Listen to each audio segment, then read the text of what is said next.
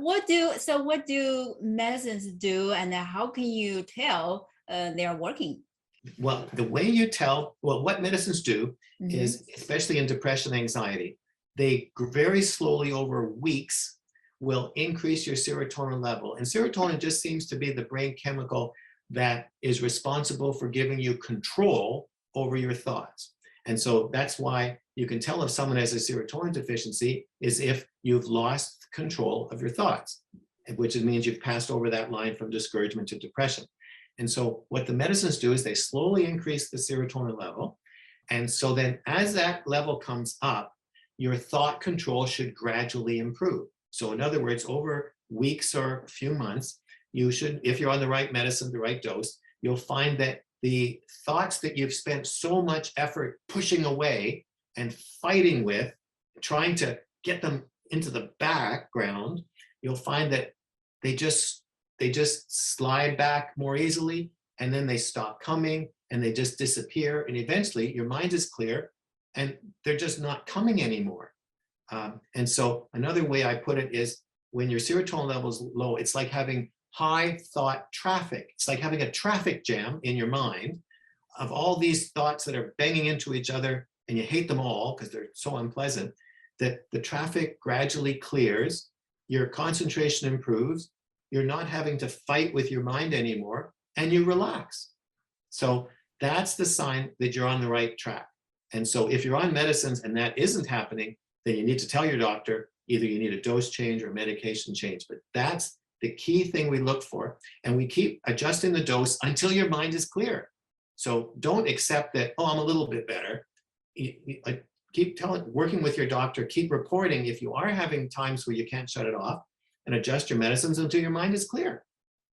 So, okay. So here's the next question. Okay. So if we struggle with the issue is medical related, and in a condition, we seek out for help and got a prescription. And so sometimes people struggle with the question, are they addicting?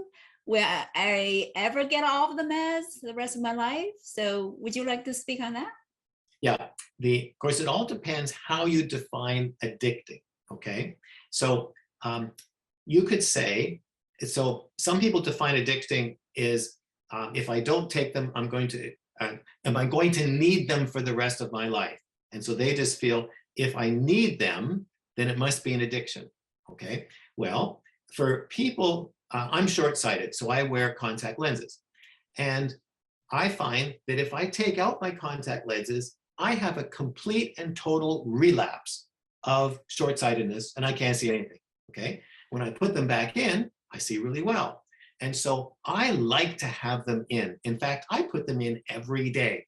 So you could say I'm addicted to them because if I stop wearing them, I can't see anything and I desperately want to put them back in, okay?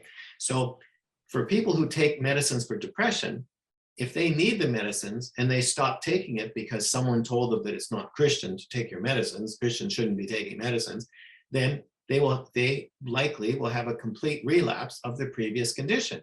And then they'll say, oh, you see, I'm addicted. I've got to get off these things because if I don't take them, I get depressed, I'm addicted. No, it's just the same as when I take my lenses out, I just go back to my untreated condition. And so if you stop taking your medicines that were helping with your serotonin levels, you just go back to your untreated condition. Well, I don't call that an addiction. I just say you're taking something that is medically necessary and useful. And if you don't take it, you don't get any help from it and you just go back to suffering. Well, why would you do that? Okay. Now, addiction is technically, it's referred to narcotics and tranquilizers. In other words, you build up a need for them that requires gradually increasing doses to get the same result.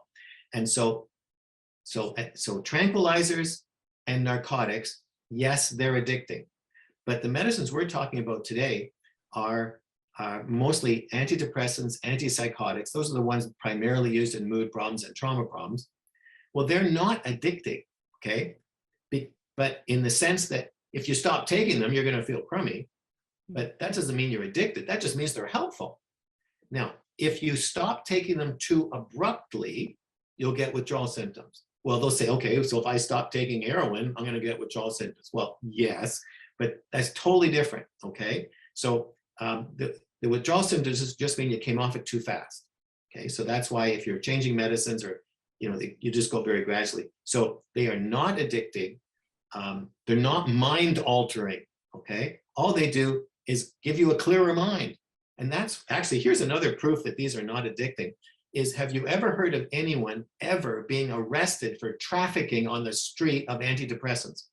Well, it's never happened because you can't get a buzz out of an antidepressant or an antipsychotic, okay? Whereas you get a buzz over the addicting medicines, tranquilizers and the narcotics. You can get a buzz and they have a street value. There's no street value in antidepressants because all they do is clear your mind and nobody wants to pay for that on the street. So that's why they're not addicting and they're safe to take. Now, the other question is, how long do I need to take them for? Well, in my experience, the answer to that is, it depends on how long you'd been depressed or anxious, or how long you'd had a mood problem before you came for help. Now, in my clinic, the vast majority of people who I saw, mostly, as they look back retrospectively, their mood had been down for 20 years. And they just put up with it, and then finally crashed and came for help. Now, for people who have had it for very long periods of time, after they recover on their medicines, if they stop their medicines, they're just going back to their previous low serotonin that they had most of their adult life. So for them, there's no advantage to stopping. It's like, Mike, I don't expect to not need my contact lenses just because I've worn them for a few years. I'm still going to wear them, okay? So I would say for antidepressants, if you've had depression or anxiety for a long time, stay on them. You're just going to relapse unless you've had a divine intervention. But for people who have only had a very brief episode of depression or anxiety, for example, postpartum, after childbirth, if they were completely fine before childbirth and after childbirth they had an isolated event, well, then they may be able to come off the medicines after maybe a year feeling well, because it was an isolated event and they were previously well. So many of those can take them very temporarily. But the vast majority of people who I see, they've been down for a very long time, so they stay on it. But if it's a short interval, then you might be able to taper off really gradually under medical supervision cautiously.